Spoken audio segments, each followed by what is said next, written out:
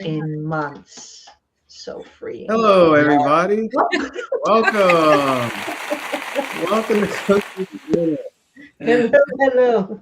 where anything's possible, and anything's possible in your life as well. So, if you haven't tuned in the last couple of weeks, we've been tuned into this amazing book, U Squared by Price Pritchett.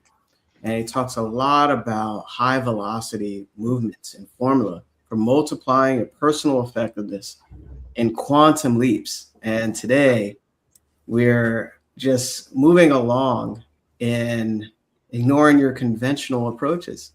And we're going to dive into this very, very short chat. They're all short, but it's packed with enlightening knowledge for you to have a quantum leap. And if you missed what we talked about, what quantum leaps are, go back and watch a previous episode where we go in great detail of what that is. So before we get into today's session, of course, when you're here live, feel free to engage with us. You can ask questions, you can comment, you can laugh with us because we even have, you see, Lou's already starting that for us. So, don't be afraid. And of course, if this really speaks to you, and it touched it, you feel something and it's time for a shift, reach out to any one of us so we can help you with this material, but also help guide you towards whatever it is that you desire, because you desire it for a reason. So speaking for a reason, you attracted this session for a reason. My name is Jamel Matias. I'm a certified mindset success coach / business consultant, founder of Believe in the Unseen. I'm in the Maryland area. I've been trained by the legend Bob Proctor, as well as my peers here. And it's all about believing in that goal, believing in your dream, knowing that it's there and readily actually waiting for you, believing in yourself as well. I help guide you to your truest desires, basically.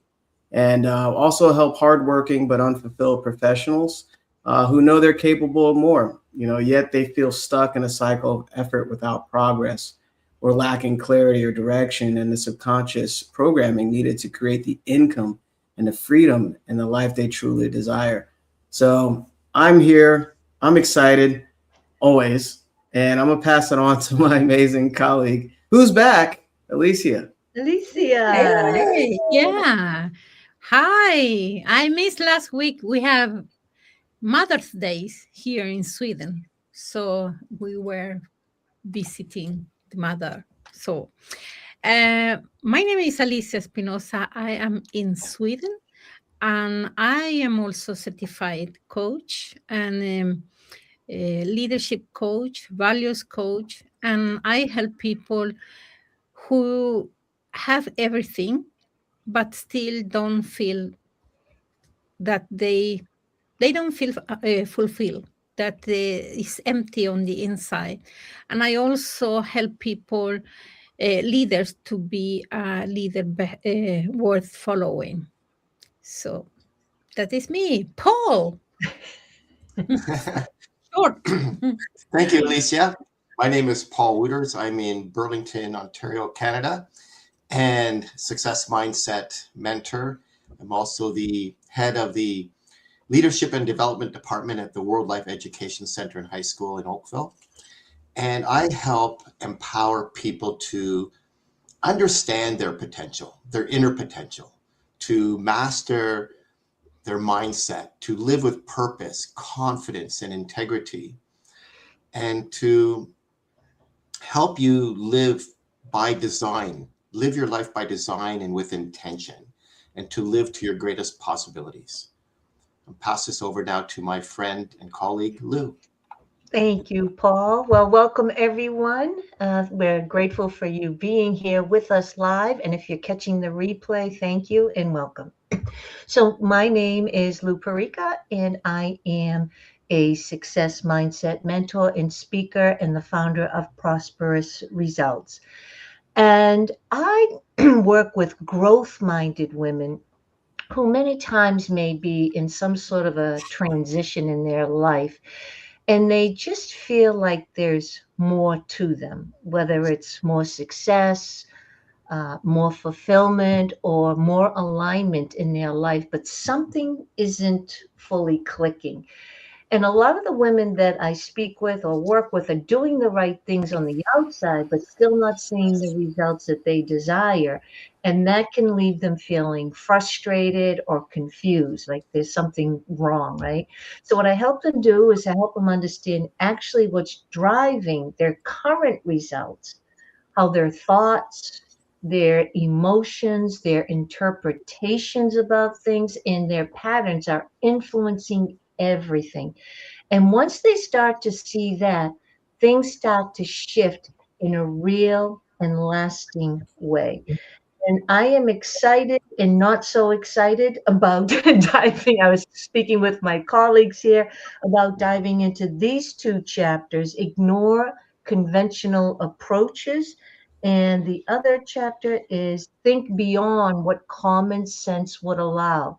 And these two chapters challenge me, I must admit. So I'm looking forward to diving in with my colleagues and hearing their perspective. Jamel? Yay. Yay! All right. Wow. Speaking of challenges, wow. Ignore conventional approaches. How many people do we know, and how long have we known these people that try conventional approaches towards things that seem to be really big to them in their lives, their goals, and their dreams? You know, I love how this starts. Get ruthless about trying something different. Get ruthless about it. The verbiage there is very potent. When I hear that sentence, and a lot of people do not want to try something different. What is the definition of insanity? Doing the same thing over and over again, expecting a different result.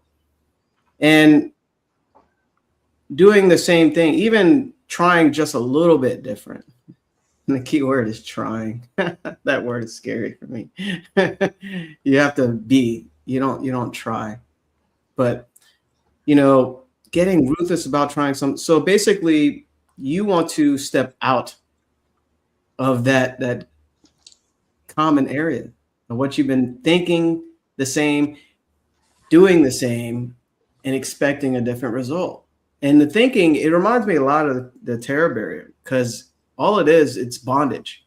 When you're thinking X-type thoughts in your mind, okay, maybe if I work a little harder. If you missed yesterday's last week, and time is an illusion, by the way. If you missed last week's session on trying harder, watch that, because we all can resonate with that, right? So he says, ordinarily, we achieve conventional growth because we think along conventional lines. We experience reasonable performance gains, because we rely on reasonable approaches. So we find ways to make modest improvements in our level of success because we go looking for nothing more. Let today be a wake-up call for you to look for something more. And we'll talk about that in more depth, and I'll set that intro right there. Whoever wants to jump on that. I'll hop on, since again this one challenged me. Ignore conventional approaches. So I realized that we've been taught, we've learned, and we've been trained conventional ways. When we're children, we see our parents or our caretakers, most of us, go to work, come home later, have dinner at a certain time, maybe do your homework or whatever they may be. And this was so repetitive. And we've learned, and now through social media, we're learning newer patterns by using social media, but this can still be a trap, because eventually social media, something will shift. It's not always going to be this way, but we do get trapped in conventional approaches. And I find myself as well. So what I have been doing, it hasn't been very easy, but surrendering to allow new ideas to flow to me without that resistance. Because I too can be a little headstrong and believe that this is the way it should be done. This is the way that everyone's doing it. I'm going to do it the same way, but maybe put my little spin on it. But what if there's something different that someone really hasn't thought of? But if my mind is so focused on doing the same things the way I've always been doing them, again, it's almost like a hose, right? Where you're not allowing the flow of water. You're restricting it. So for me, I have been surrendering, surrendering a little more while still keeping my foot on the gas. And that's been a challenge for me. But this is what I take from ignore conventional approaches, because I realize I'm doing conventional approaches because I've been trained that way. Society has been trained that way to do things that what you've been doing, but just do it a little harder, do it a little more. And if we keep thinking that way, we don't allow new ideas. We don't allow source to send us new ideas and new approaches because there is a kink in the hose. So that's what I've been taking from this particular chapter. And again, for me, surrendering and allowing the flow to come to me. And that could be thoughts that you have while walking.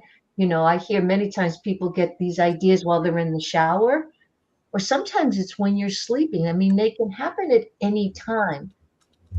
Are we allowing that new idea? Are we allowing it to come to us and then take action on it? Or do we just say, yeah, no, forget it. I don't want to do that. So this for me has been a challenge. So I appreciate reading and studying this particular chapter because it's kind of waking me up once again. Paul? Yeah, thank you, Lou. It's a tough one because, as Lou said, we are taught to do things a certain way, and we have these assumptions on how to do things. And the previous chapter was, quit trying harder, right? It's always about working harder, working more, putting in more hours, and all that sort of thing. And it's doesn't necessarily have to be harder, but it's difficult to think outside the box, right? It's kind of scary. Mm-hmm. And I think we were talking earlier, and Jamel mentioned that, it's kind of talking about the terror barrier here too. And we go back to where we feel safe. And so Price Pritchett, who's the author of this book, he's suggesting that really if conventional approaches really produced extraordinary results, then everyone would be achieving extraordinary results. But that, of course, isn't the case, right? So most of the time, we're looking for advice from, the average person, the neighbor, or we follow accepted methods. Like, why not? That's the accepted method. We're staying within these established boundaries. And so we tend to get, average outcomes. Maybe try a little bit harder and you get these little incremental changes or improvements. But when we're talking about, or when the author here is talking about quantum leaps, he's talking about breaking away from traditional thinking and the standard procedures.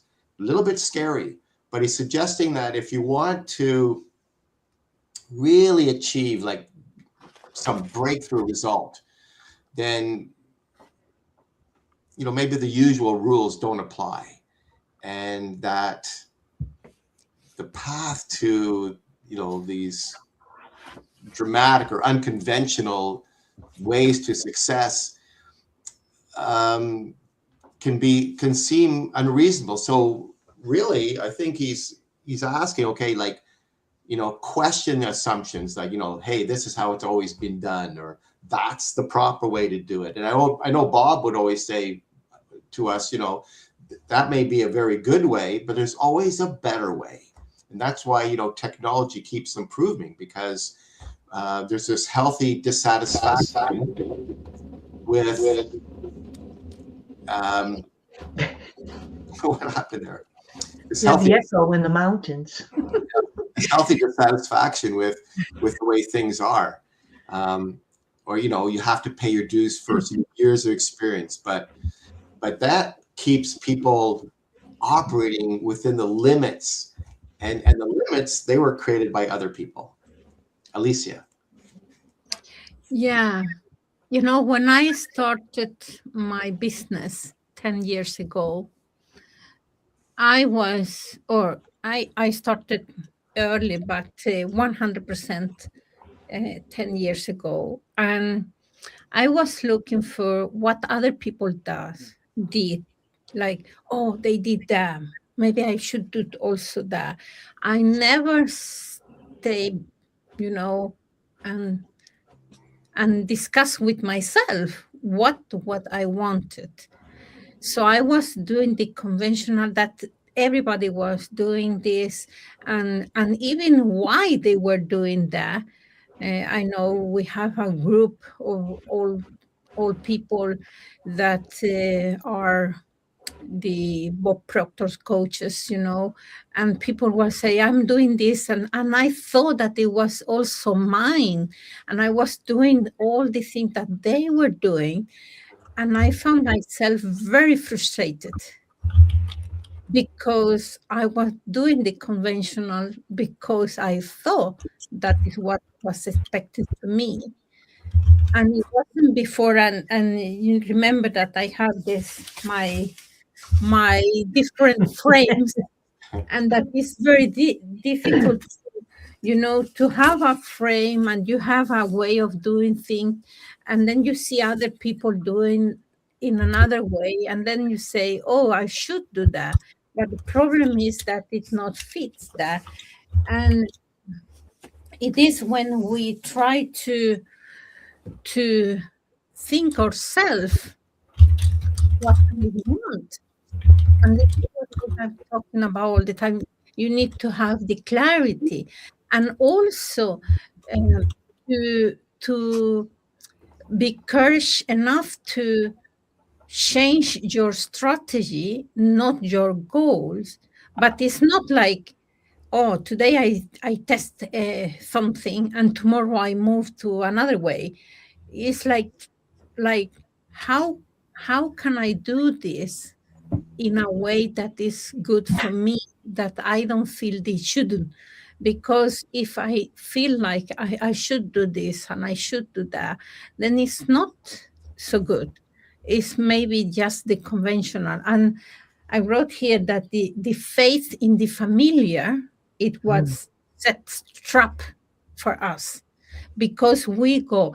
And it was when I started to see, like, what is my genius zone, what I'm very good at, and what is my comfort zone, things that I do this because it's comfort, and how can I create something by combining those two, not just to go to the what is feels familiar or what other people were doing.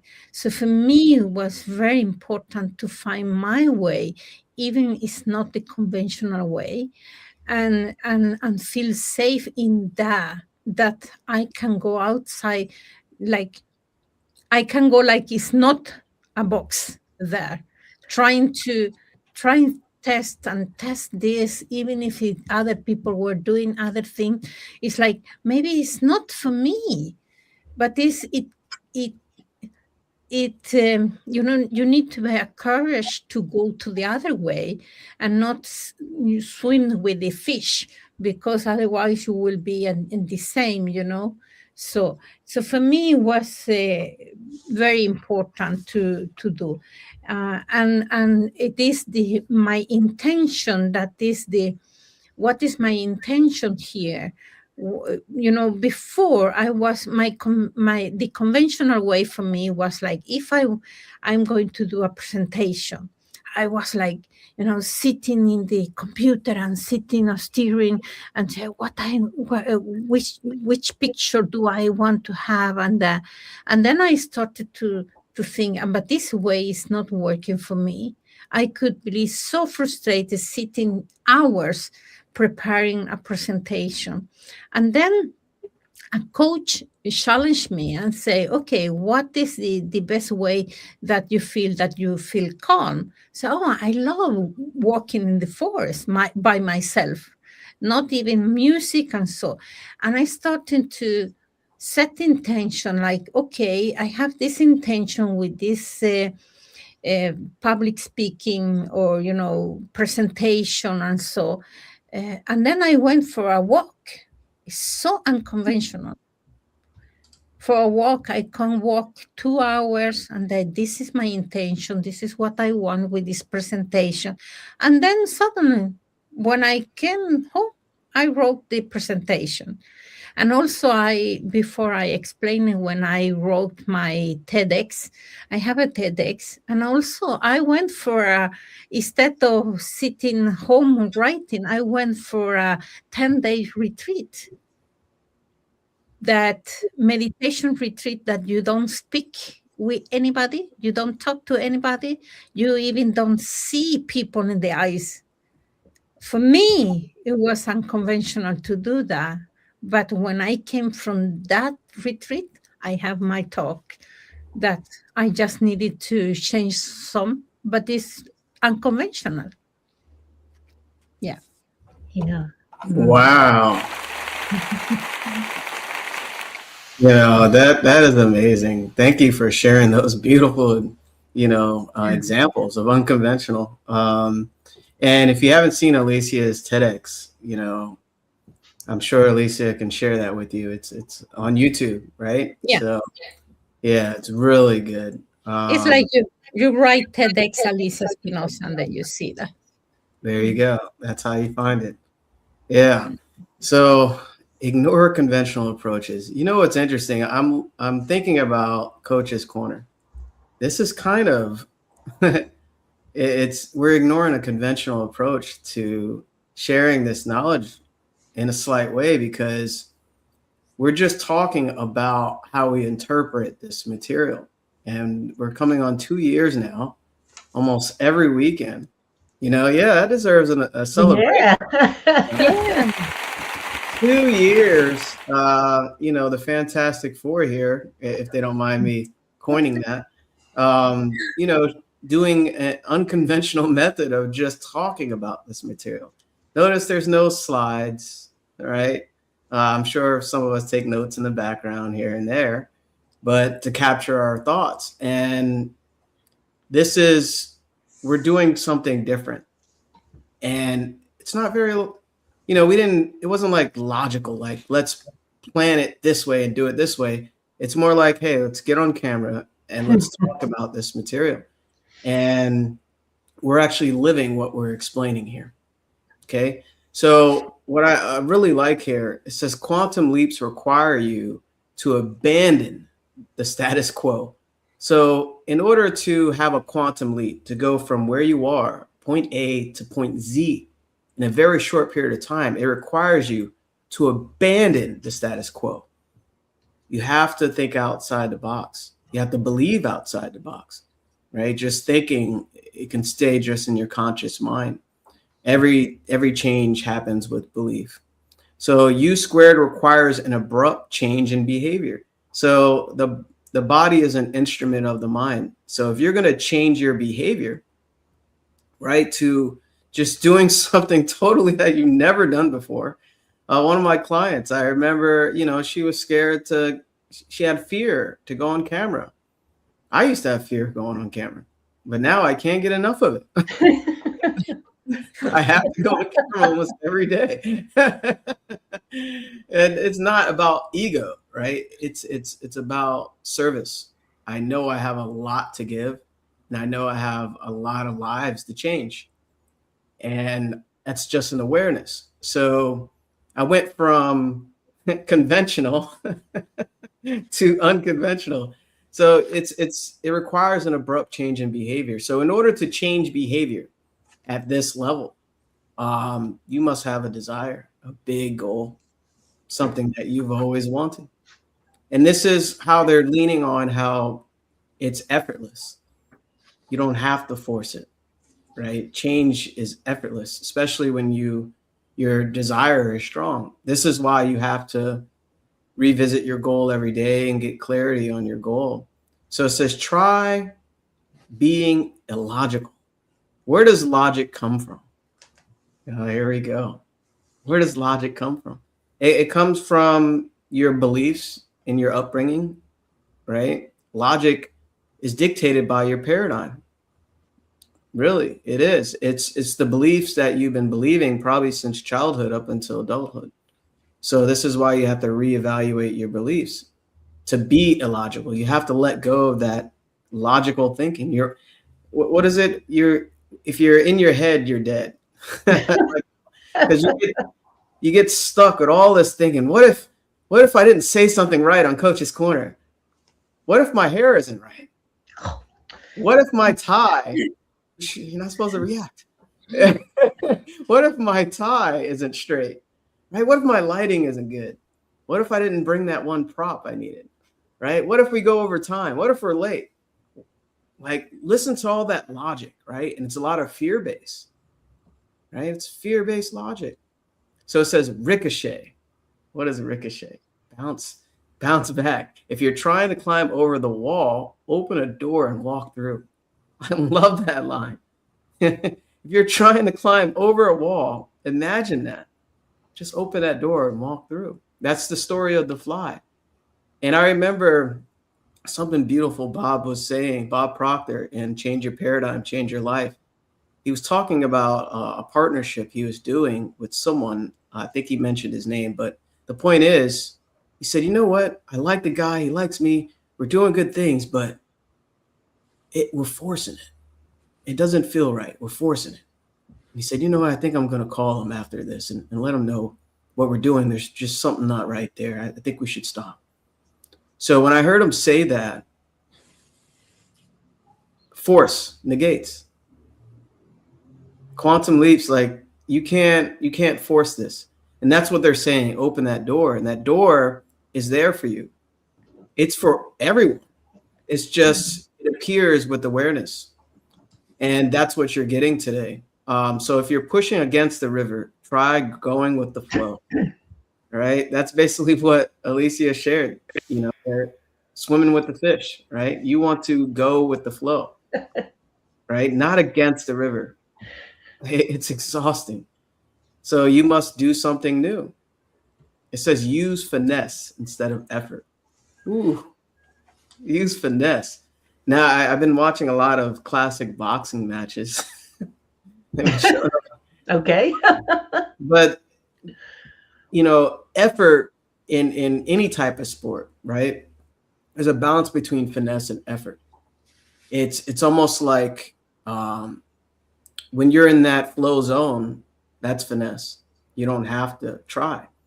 You're actually connected with spirit on 3 different levels rather than forcing it. And I've seen different fighters try to use effort to win. And even in other sports, we can talk about sports. I know Paul and Lou, we're not going to talk about it. So, you know, finesse allows you to basically get in a flow state and not force effort. So that's just a couple examples that came to mind there. I wanted to jump in because conventional approaches, and you had mentioned, you said the word fear, Jamel, and what if my tie's not straight? What if my hair doesn't look right? That's an inside joke, everyone. But anyways, why do we stick? Wait, Lou, wait. Okay, there we go. Why do we stick with conventional? Why is conventional so deeply ingrained And you really have to ask yourself, well, I'll just point the finger at me. I have to ask myself, what is it that's keeping me or tries to keep me being conventional? Not to stand out. This is the way, well, I should say, this is the way I used to think, even though I still can get caught up in the conventional, but it's not nearly as the way it used to be. But when I look back, I wanted to just make sure I fit in. Mm. I didn't want to do anything too crazy, um, because there comes the self doubt that I'll be laughed at. People will think I'm crazy. So I used to just want to just blend. And I know I've mentioned this before in Coach's Corner. If I went into some sort of an auditorium, if there was some sort of an event going on, it could be church, it doesn't matter. I would sit in the back row. I didn't want to be called upon on anything. I just wanted to listen, but be in the back row in case I wanted to head out early or cut out early, right? That was very conventional because a lot of the people that I knew would also do the same thing. Until one day I sat up in front. I went to this big convention and I was into this high paid coaching program. And so I got a special pass and I was able to sit up front. And sitting up front was a completely different feeling. And that different feeling, as Bob mentions, was an emotional impact. That emotional impact was strong enough to shift my paradigm of sitting in the back, just blending. I always want to sit up front now, or at least as close to the front as possible. But that took an emotional impact for me to change that type of thinking, that paradigm. And this is why what we share on Coach's Corner, in order to change or shift those patterns of what we call a paradigm, is three ways: is boom, an emotional impact, something that hit you so strongly, you shifted that paradigm. Constant space repetition of a new idea. This is where most people drop the ball. That's why mentoring and coaching is so important, because we got to stay on you to remind you of the end goal that you truly want to experience. And the other is imagining, visualizing, see it in your mind. And so when Price Pritchett talks about quantum leaps, and Jamela just mentioned, you're talking about the fifth dimension, which now people go, what the heck is she talking about, right? But that's where possibility lives. That's where potential lives. That's where quantum leaps live. But we physically live in the 3D world. So what we're experiencing is all the things that have happened in our minds, in our beliefs, in the fifth dimension. We're experiencing them in the 3D. So we become very familiar with our own patterns. And like Alicia said, they set a trap. The familiar sets a trap. That's why adventures are so exciting, because you're going to do something you've never done before. So in order to do, let's just say we're using the example of business. And if we're doing the same things over and over, we need a new shot in the arm, right? We need something new. And this is why, as Jamel had mentioned about a goal. Now, some people get the sound of the word of goal, but what is the end goal? What do you want to experience in life? What is it that excites you? And then to make that decision and make sure that that decision excites you. But getting back to conventional ways, this is, I think, about the fear and the self doubt is why most stay within the lines, right? Like Bob said, if 98 people are going to the right and two people are going to the left, follow the two people because they're thinking differently. Mhm. Paul. Yeah. I love it. I'm going to go back to that line in this book, faith in the familiar. And I think everyone here has mentioned that. And that really does set the trap, because that's where conventional thinking is based on. It's based on our, past results and the norms which are accepted, the collective experiences of other people, and also avoiding risk. So, this is really talking about, overcoming fear and having some courage.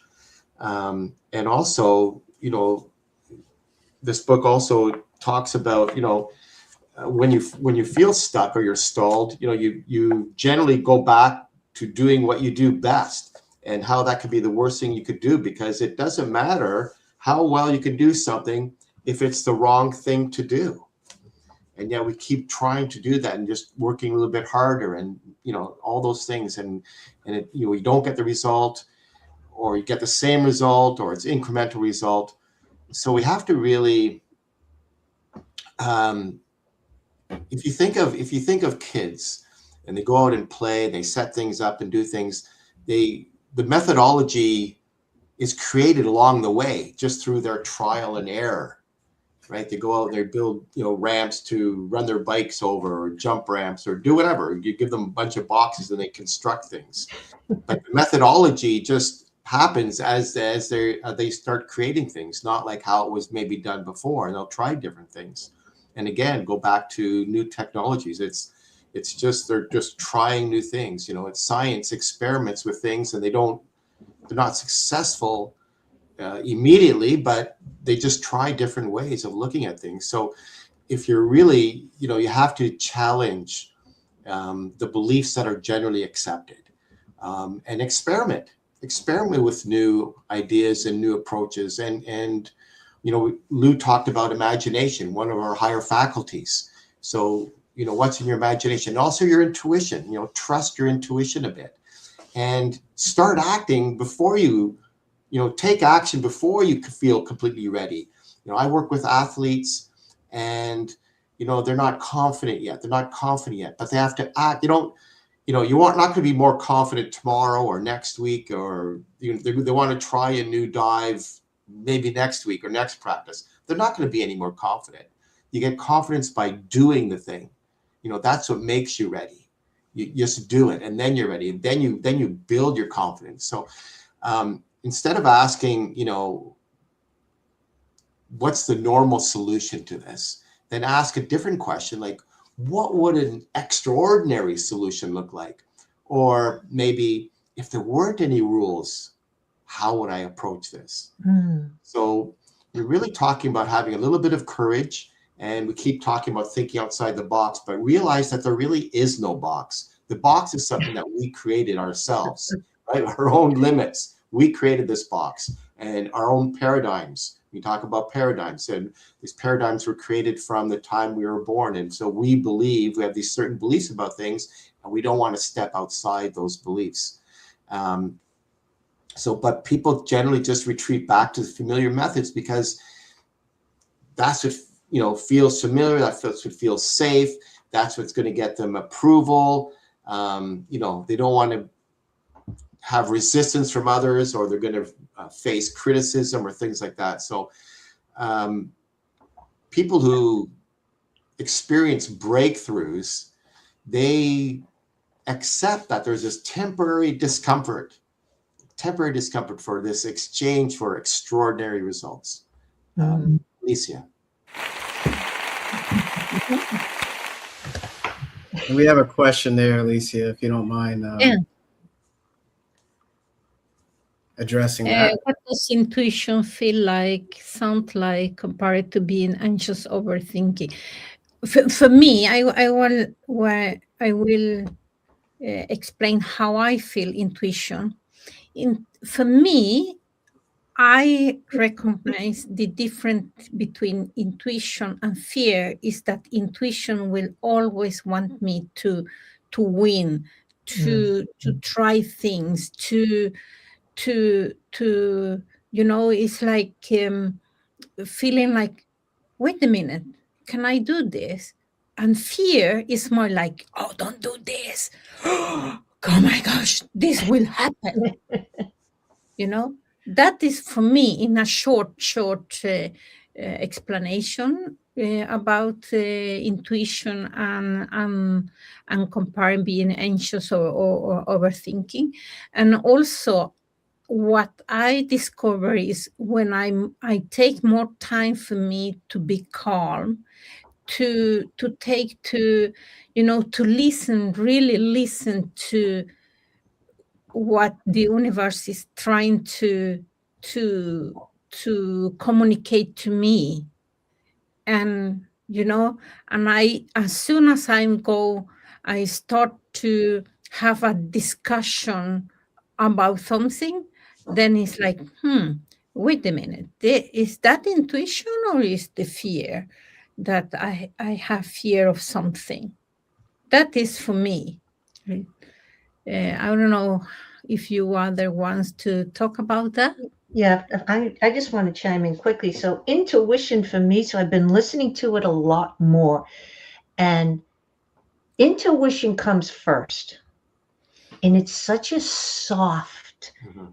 Yeah. So I used an example. I posted last week. I wanted to go to the library, and I had this little soft thought: go on the website to make sure they're open. Very simple.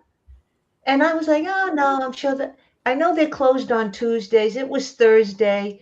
And I kept having that little thought, but I was paying no attention to it. And actually, I drive to the library. It doesn't open till later that day, like 1 o'clock, and I was there at 11. So I started, when I have that little hint of something, go in the other room, check this, call someone. I have been being more mindful to take the action, but a lot of times it's out of the way that I'm going.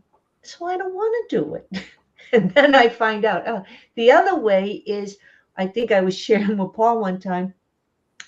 I was doing something and they were asking me for my bank account. And right away, I got that feeling, but they were so convincing. And as I started to like listen to them, that feeling was stronger, but it was like I didn't have the courage or something to question it. And then so my intuition was first speaking to me softly, and then it got louder, and then it got louder, and then I just went, no, this doesn't feel right. And I just hung up, or so it was soft, got a little bit stronger, and then bam. So that's how the intuition was working for me. But mostly for me, it's so quiet and so soft because it's only guiding you, but it will never have you, it will never take away your ability to choose. Hmm. So for me, it's very soft. So I have to be mindful to listen to that very soft suggestion. I just wanted to share that. Yeah, Yeah. thank you both, and thank you so Yeah. much for that question. It's a really Yeah. good question because how do you tell the difference between the two? Just briefly here, intuition with me is one of my affirmations is I'm being guided by spirit every day. And what I do, I have to quiet my mind and be open to direction. So intuition for me is like a higher power or something that's holding my hand. It just guides me to the next thing to do and or where to go or what to say. Because I just open up to the guidance. I let go and I choose faith. And you mentioned, anxious, that's anxiety, and that's fear based. Mhm. And we always have the option of choosing faith or fear every day and every moment. So intuition, like was mentioned, is usually the first um, first receive the message. And you can receive it, you can feel it, you can see it, you can hear it. It comes in all methods, and just being open to it, and trusting it. You have to trust. That's what believing in the unseen is all about, rather than believing in the unseen of fear, right? What most Mhm. people do, unfortunately. And overthinking, that comes with, you know, this is why mentorship is key, because without this guidance, we carry these things, in our lives forever until we pass, without stopping and saying, why am I doing this? Why do I believe, why do I overthink all the time? Right? That comes from lack of knowing of who you are, simply not knowing. It's ignorance, Mm. So, but yeah, you mentioned, okay, Yeah. so that all kind of resonates. It takes practice to notice. Yeah, thanks, ladies. Yeah. You're I welcome. will just before I go to comment with the other, we went to.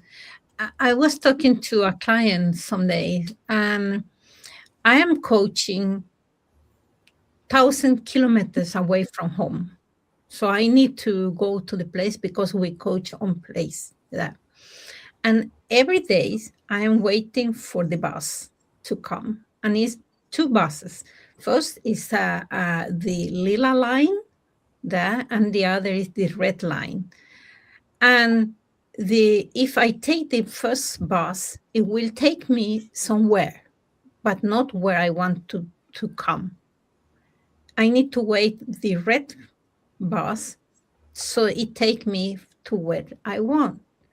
And I was talking to a client because I say the thoughts that come to you, you may need to decide if you want to jump in there, and it will take you somewhere, but maybe not where you want to be. So you need to wait and decide which thought you want to jump in and be involved with.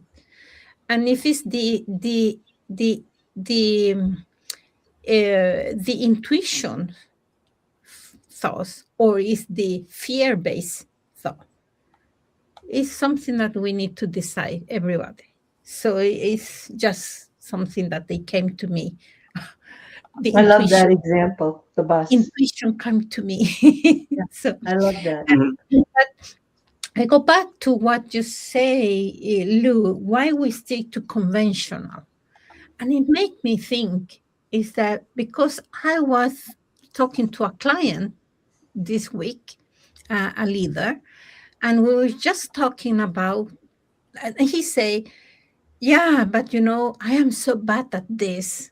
We were talking about leadership competencies that he needs to he want to be better at.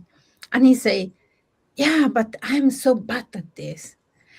And I told him the story of my son when he was like 10, 12, like that. He was like, he buy a game, and he started to play that, and he started to screaming, and he say, I'm so bad at this. And I say, yeah, when did you buy this new game? Yeah, today. Yeah. So I understand that you are bad at that game at the moment, but the question is not how bad you are. The question is how good do you want to be at that? Because many times we overestimate a task and underestimate ourselves. And it's when we take the conventional way. And what happens is that we get frustrated. And we get frustrated, so we drown in a drop of water, you know? So it's like we lose all our power because we underestimate ourselves and overestimate a task.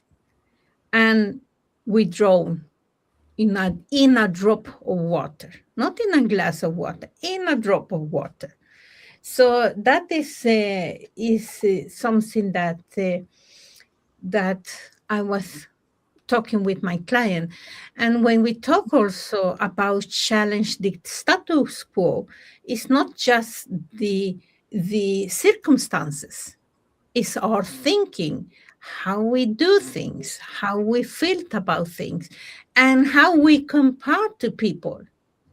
Because when we compare to other people's, then we are creating a life from the frame of other people's and not we're all or our own frames. That's what I wanted to say. Very good. Awesome. I About love that. it. I love it. Paul, you had anything to add on there? To Alicia, wow. I think that this really aligns with, when Bob Proctor is talking about paradigms, right?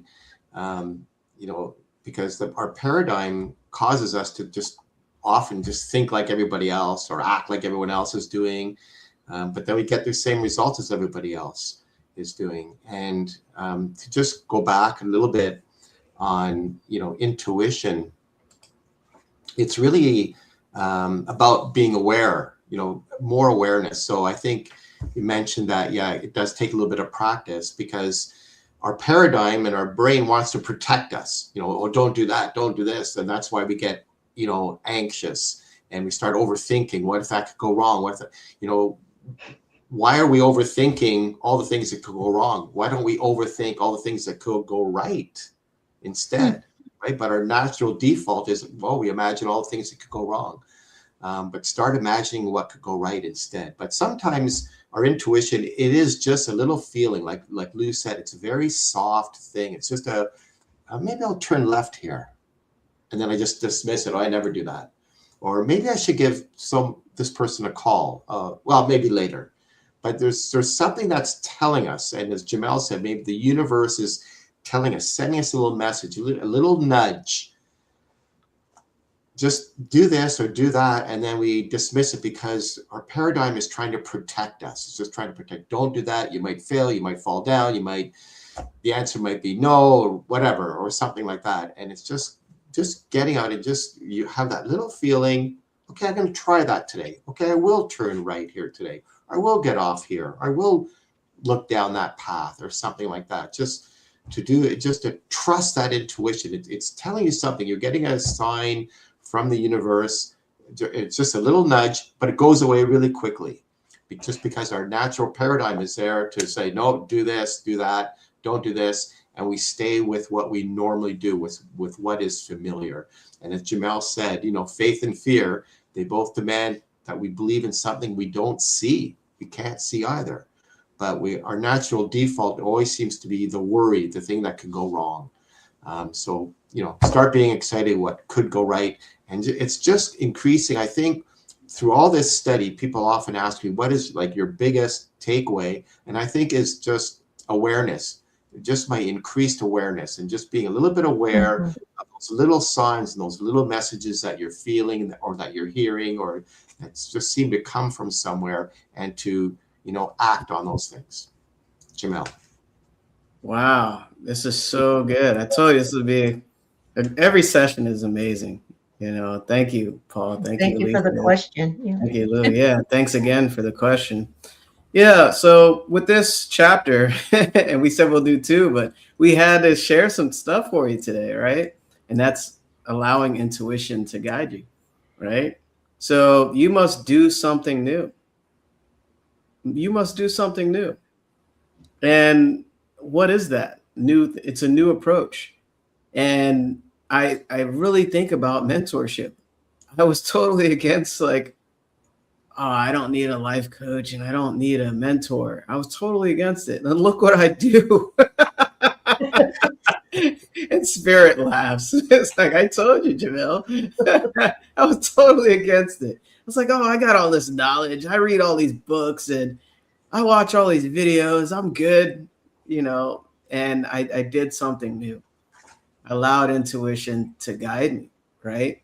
And we mentioned multiple times, faith in the familiar sets the trap, right? So you're putting faith in what you've always been doing. And you spring it when you reinvest yourself and what logically seems like it should work because it usually worked in the past. So you're creating a rut. And I like how this is worded here. To make a quantum leap, you've got to break out of the rut where you've been running. Right? Really think about that hamster on the hamster wheel or just running in place in the same spot. Second guess your routines. Second guess them. Right? Overcome the addiction to your old methodologies and set a new pattern. Right? You know what it reminds me a lot of? There's different ways to success, right? Your success is whatever it is that you want in your life.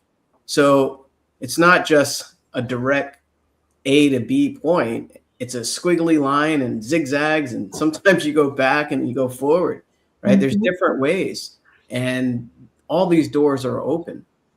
And I like how they mention here in the book here said, if the things you're doing have quit working, stop doing them. Oh God. Right? This resonates, right? Focus on what works. So if you'll just quit what you've been doing instead of doggedly doing it harder, you at least create an opportunity. And he calls it some white space to do something else. Wow. That's huge. So if it's not producing the results that you want and you've been trying the same thing over and over, you're actually doing yourself a massive disservice. And the last paragraph in the book here, I just want to read that because it sets up the next chapter really well, and it's very powerful. He says, quantum leaps come when you seek elegant solution. This is like when you seek an elegant solution. You ever seen people succeed that it doesn't look like they're trying? And you're like, how in the world are they doing that? There's an elegant solution for each and every one of you, for everyone. And he says, so look for an approach characterized by simplicity, precision, efficiency, and neatness. Right? And when you seek something, seek and you shall find. Right? So it won't be as complex or time consuming as your present struggle. Overall, it will be less demanding of your energies and emotions, and it probably will not be familiar to you. U Square calls for a fresh perspective, a deft move, a path, less resistance, and there's a way you can do more with less. You can do more with less. You can do more with less. What did you say, Jamel? You can do more with less. All right. So let this really sink in. I said it multiple times to let you hear that and feel that. And that's into your subconscious mind. You don't have to struggle. You don't have to work hard. And this is where you're tapping into your unlimited self. And we're all unlimited beings. And that's why we're here, to reveal that for you and remind you of that. And speaking of unlimited, we have a few minutes. Anybody want to share anything before we end today's session? Yeah, I want to say something, Paul. So allow intuition guide you. And in order to, because we need this awareness, and in order to let intuition guide us, we need to increase the awareness. And in order to do that, we need sometimes to slow down to speed up. And I call this the lollipop moments. You stop it with lollipop and you think, well, so take more time for lollipop moments and not be so, driving in 150 miles per hour or kilometers per hour, because if you don't slow down, you will not hear the intuition talking to you. I just wanted to add this part because, Bob, I remember it was a big pill for me to swallow at the time. You are the only problem and you are the only solution. That was a tough one when I heard that years ago. I didn't want to take full responsibility for my outcomes. So to see yourself with the desired end goal, that's where the solution lies. Where your thinking is now is where the problem is created. The solution is where the end goal, what is the end goal? What's the outcome that you desire? That's where the solution lies. It takes a different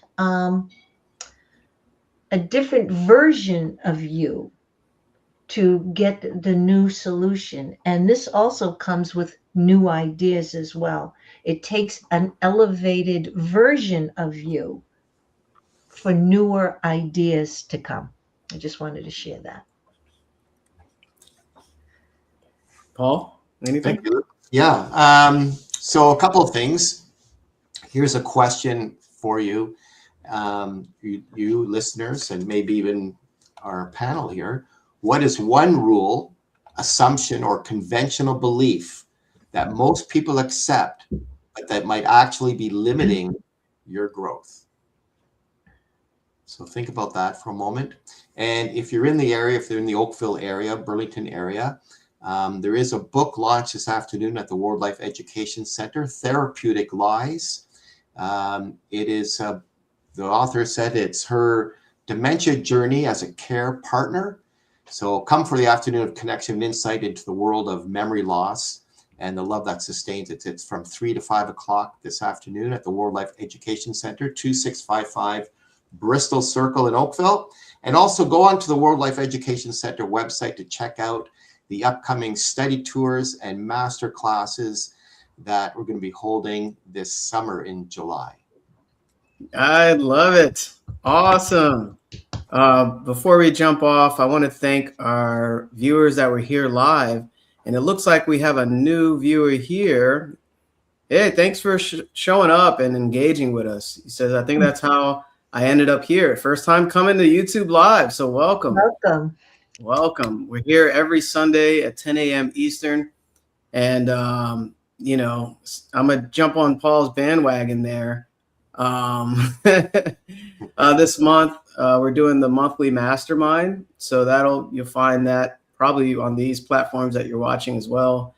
If LinkedIn still allows live there, and also my Facebook and here on YouTube as well for the mastermind. And also another 5-day event this month. Don't have dates for both of those, but stay tuned or just reach out to me as I'm plugging in for the calendar this month.